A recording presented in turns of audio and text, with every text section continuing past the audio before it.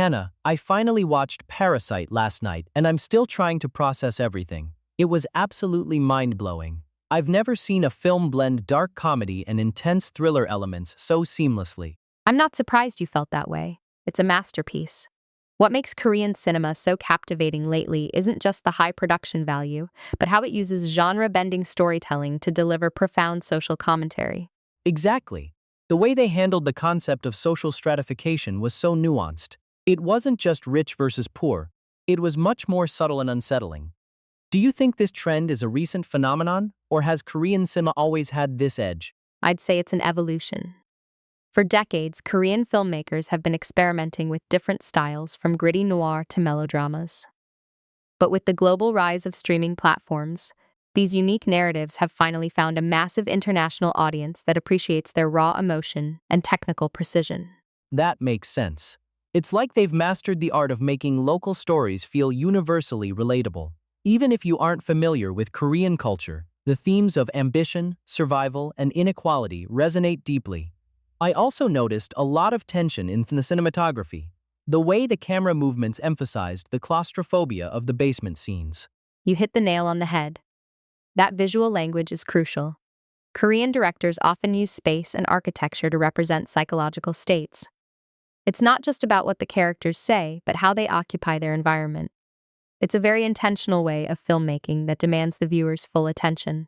I definitely gave it my full attention. I think I need to watch more classics like Old Boy or Memories of Murder to really understand the foundation of this movement. It's such an exciting time to be a film enthusiast.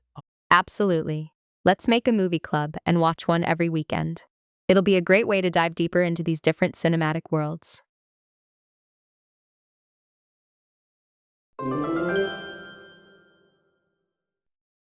Look at how the sunlight filters through these chestnut trees, Mark. It feels so much like a scene from a Jean-Luc Godard film. There's a certain effortless elegance to the way the light hits the cobblestones. You're always romanticizing everything through a cinematic lens, Claire.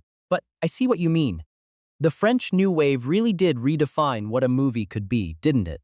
They completely broke away from the tradition of quality that dominated French cinema before them. Exactly. It was a revolution. Instead of filming in expensive studios with artificial lighting, they took their cameras out into the streets. They embraced spontaneity and even used jump cuts, which were considered a technical error back then. It made the films feel alive, urgent, and raw. It was about the auteur theory, right? The idea that the director is the primary artist, much like a novelist or a painter.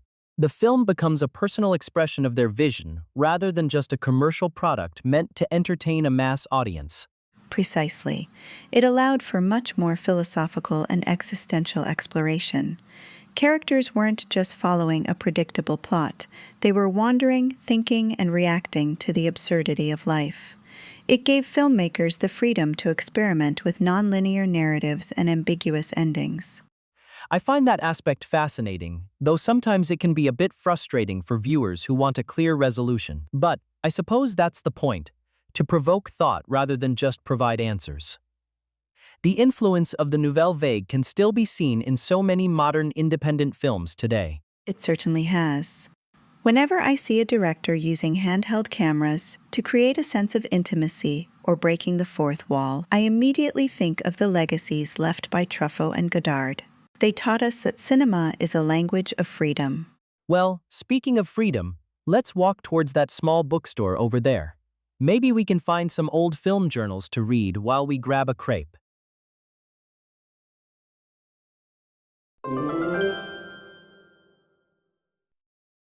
Yuki, I was re-watching Spirited Away this morning, and it struck me again how different it feels compared to most Western animated films. It's not just about the fantasy. There's a sense of stillness that is incredibly soothing. That's a very perceptive observation, Sam. In Japanese animation, especially in the works of Studio Ghibli, we often use a concept called ma. It refers to the emptiness or the intentional pauses between actions. Ma? So, it's like the quiet moments where nothing much happens, but the atmosphere carries the weight of the story? Exactly. In many Western films, there's a constant drive toward the next plot point or action sequence. But Ma allows the audience to breathe, to reflect, and to truly inhabit the world the artist has created. It's about appreciating the beauty of a cloud passing by or the sound of wind in the grass. I can definitely feel that. It makes the emotional peaks much more impactful because they aren't preceded by constant noise. And the environmental themes. Every time I watch a Ghibli film, I feel this deep connection to nature and a sense of melancholy regarding how humans interact with the world.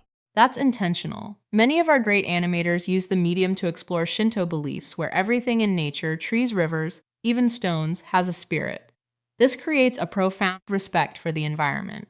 Also, the hand-drawn aesthetic adds a layer of warmth and humanity that CGI often struggles to replicate. It's incredible how much depth can be packed into an animated medium. It's not just cartoons for kids. It's a sophisticated way of storytelling that touches on the most fundamental parts of the human experience. I couldn't agree more. It's a way to see the world through a different, more magical yet grounded lens. Look, the sun is setting over the hills. It's a perfect Ma moment, isn't it?